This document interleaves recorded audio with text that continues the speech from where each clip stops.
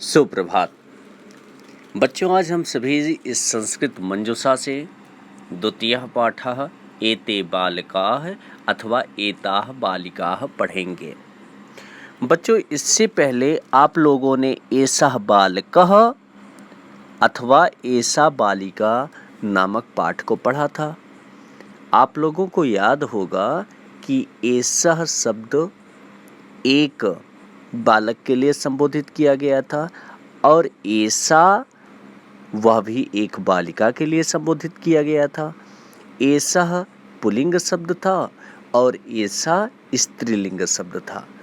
तो आज इस पाठ में हम सभी एते बालकाः, एते मतलब ये सब, बालकाः बहुत से बालक, ये सभी बालक अथवा एताः बालिकाः ये सभी बहुत सी बालिकाएं हैं नामक पाठ को पढ़ेंगे।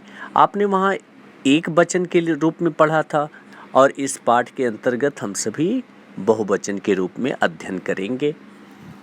आइए पाठ को देखते हैं। एषः बालकः, यह बालक है।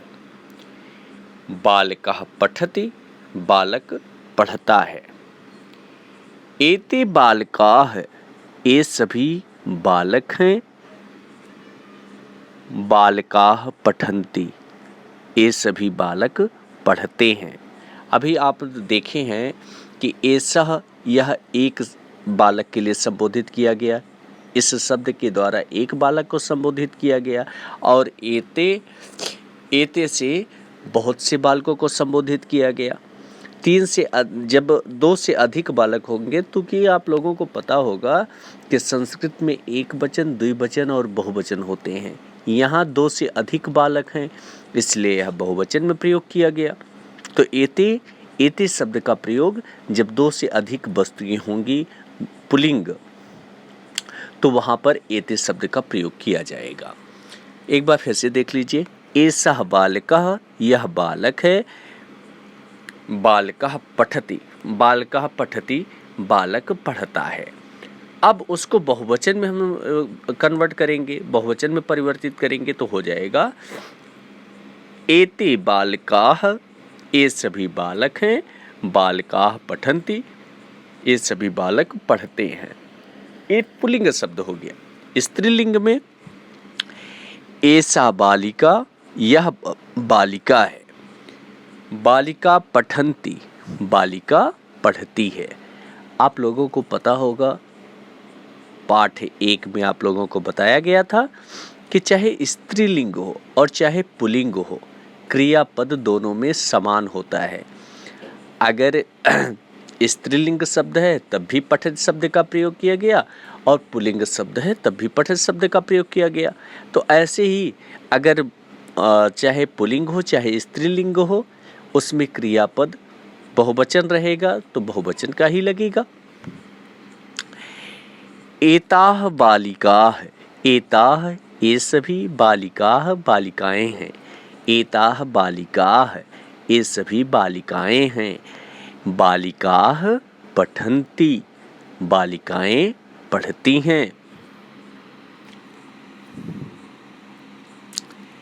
एते बालकाः, अब यहाँ पर भी बहुवचन शब्द का प्रयोग किया गया।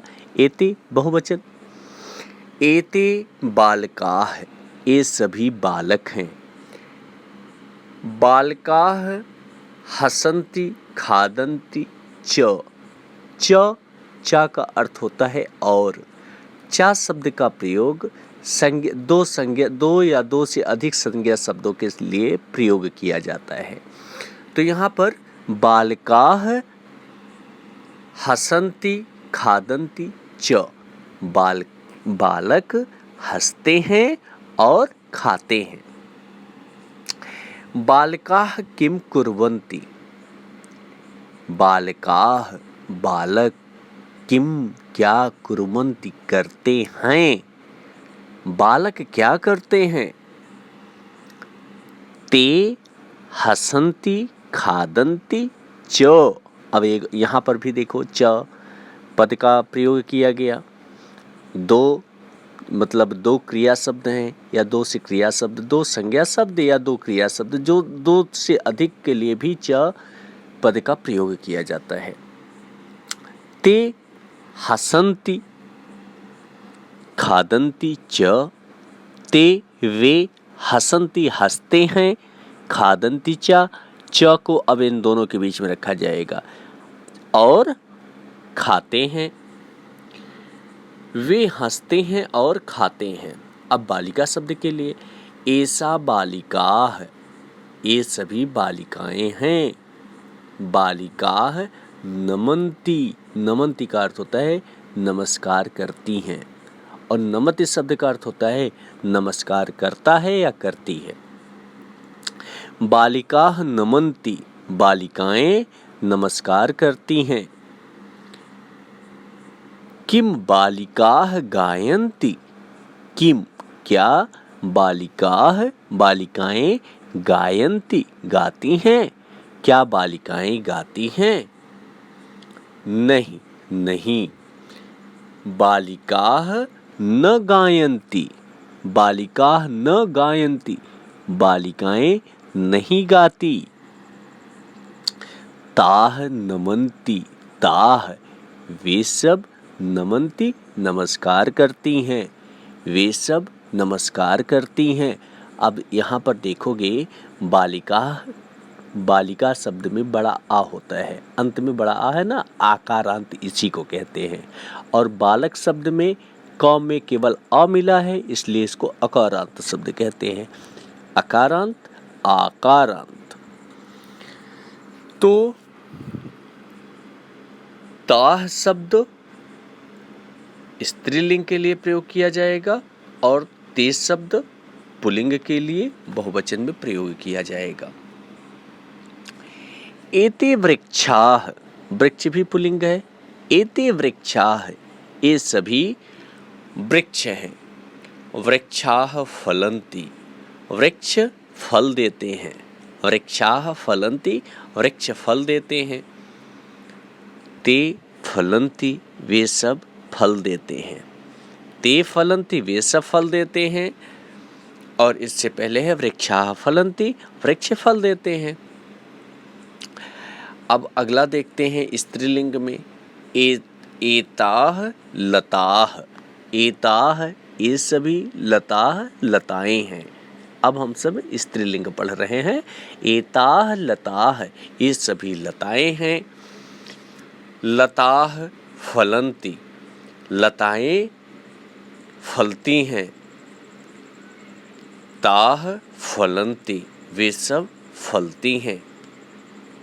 फिर पुल्लिंग में आते हैं। एते छात्राः, ये सभी छात्र हैं। छात्राः पठन्ति, छात्राः छात्र, पठन्ति पढ़ते हैं। छात्र पढ़ते हैं। ते न लिखन्ति, ते वे न नहीं, लिखन्ति लिखते हैं, वे नहीं लिखते हैं। स्त्रीलिंग में देखते हैं। आभा, विभा, निशा, दिव्या च गायन्ति। आभा, विभा, निशा और दिव्या गाती हैं। ताः गायन्ति, वे सब गाती हैं। अनुरागः अर्णवः अभिनवः च लिखन्ति। अनुरागः अनुराग, अर्णवः अर्णव, अभिनवः अभिनव, च और।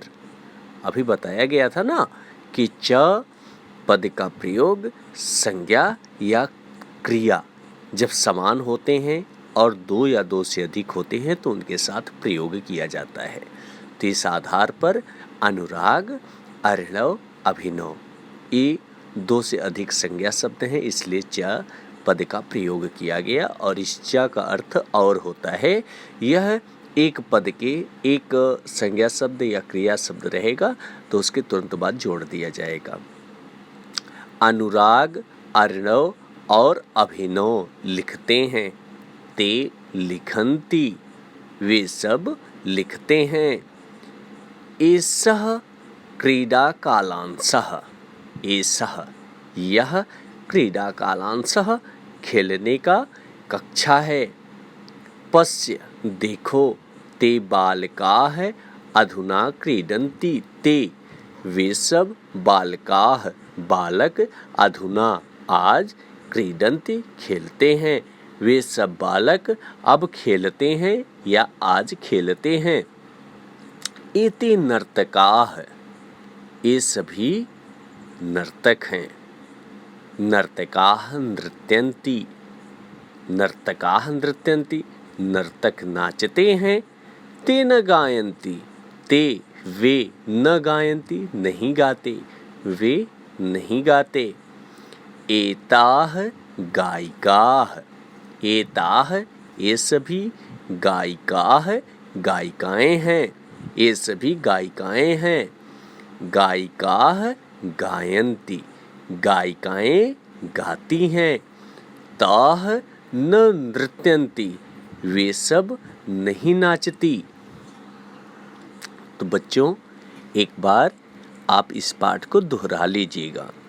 दोहराने के साथ साथ आप बालकाः बालिकाः वृक्षाः नर्तकाः कुर्वन्ति हसन्ति नृत्यन्ति क्रीडाकालांशः लताः पश्य और अधुना इन सभी शब्दों का शब्दार्थ लिख लीजिएगा और इन्हीं शब्दों को 3-3 बार कठिन शब्द के रूप में लिख लीजिएगा।